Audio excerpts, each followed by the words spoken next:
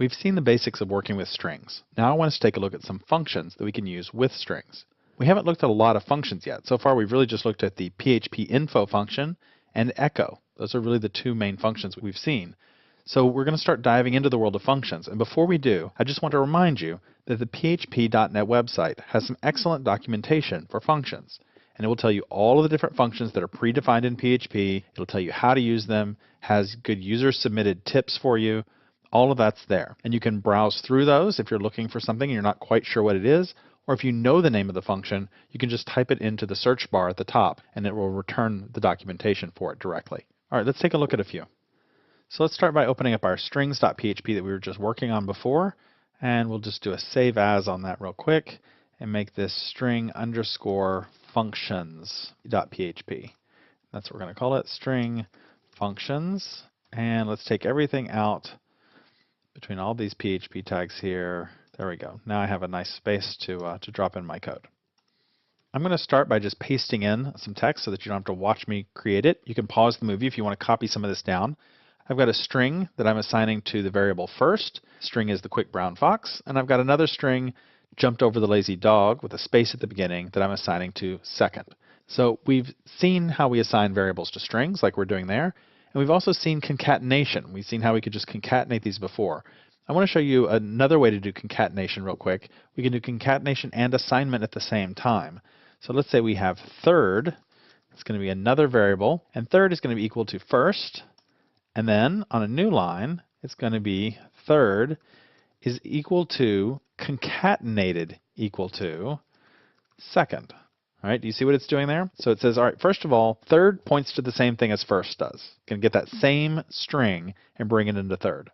Now, in the next line, I'm going to tell third that it should add on the second string to the end. It should concatenate it to what's already there. It's like appending it to the end.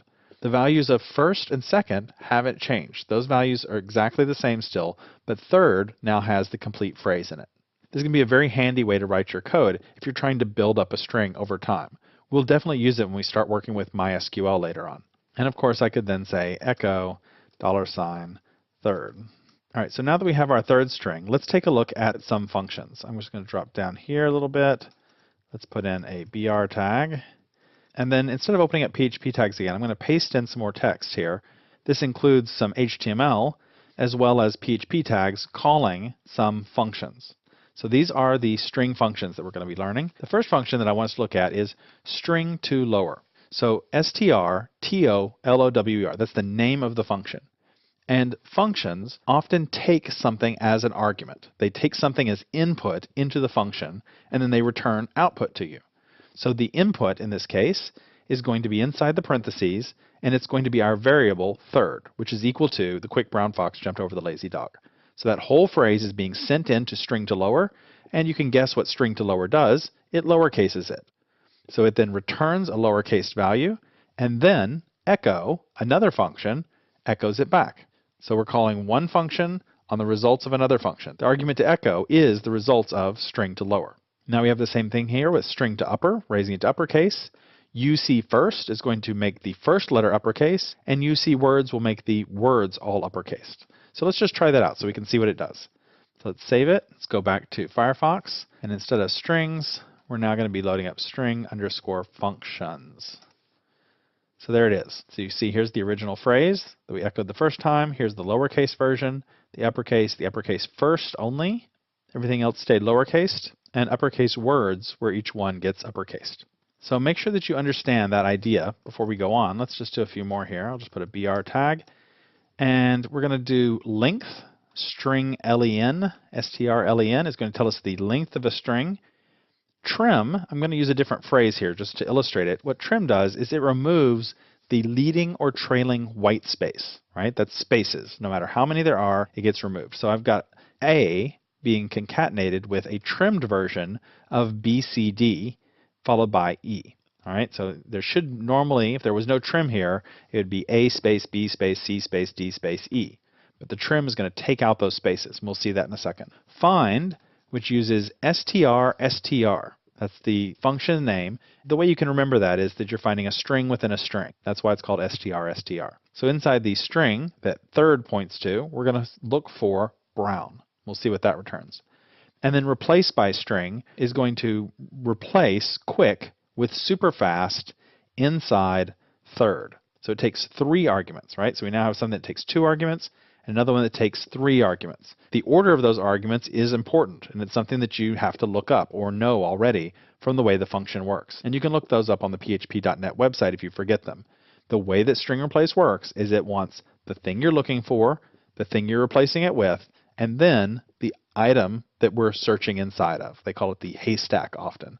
We're searching for a needle in a haystack. Well, the haystack is third, and the needle we're looking for is quick. We're looking for quick inside third, and we're going to replace it with super fast. So let's try those real quick and see what those look like. Go back and just hit reload. So the length of it is 45 characters long. That's how many letters and spaces there are in there. Notice here that the spaces got trimmed out of B, C, D, so that there is no space now between A, B, and D, E. Find did find the word brown. Notice what it returned to us. It returned everything after that in the string. So it found it, and the result, what it returned back, was not just the word itself, it was everything that follows.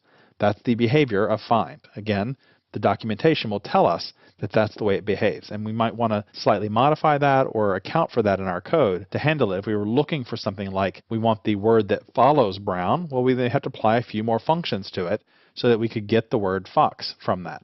Replace by string, you can see that it put the super fast brown fox, so it did exactly what we would have expected. Okay, let's look at one last set, br. And we're going to look at repeating, str_repeat will repeat a string. It's going to repeat third 2 times. Echo substring, sub_str, that's going to make a substring from third, starting at the 5th position to the 10th position of the string. And string position is going to tell us the position of brown. It tells us where brown is located. Or we can find a character. Where is the character Z located? And it'll return a number to us, telling us where that's located. These positions can be really helpful if we're trying to parse out, we're trying to find where something is and then make a substring from it.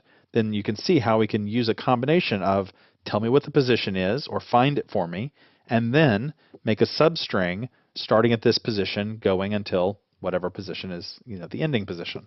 Let's try those out real quick. Let's go back. And you see repeat, the quick brown fox jumped over the lazy dog, the quick brown fox jumped over the lazy dog.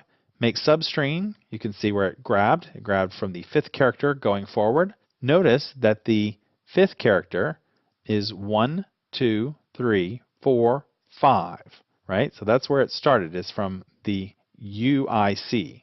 And then find position of brown is in the 10th position. And then find character, we were looking for Z. It works the same way that find did, right? When we were up here, it found brown and returned everything after it. Returning Z returns everything from Z going forward from there. So these are your first set of functions. This is the way that PHP is going to work. We're going to be able to manipulate all sorts of things by using different functions. And these are the string functions. These are not the only ones. There are a lot more. And I don't expect that you will have memorized all of these. You're going to be looking them up for a while till they become second nature to you. You're going to have to make yourself some notes. Keep yourself a little chart. Maybe jot down the ones that you use most often so that they're there as a handy reference. Or just keep the php.net website open so that you can quickly go and search and look up how you use each of these. I've been using PHP a long time, and I'm still constantly looking up the usage of these and the order of the arguments and that kind of thing.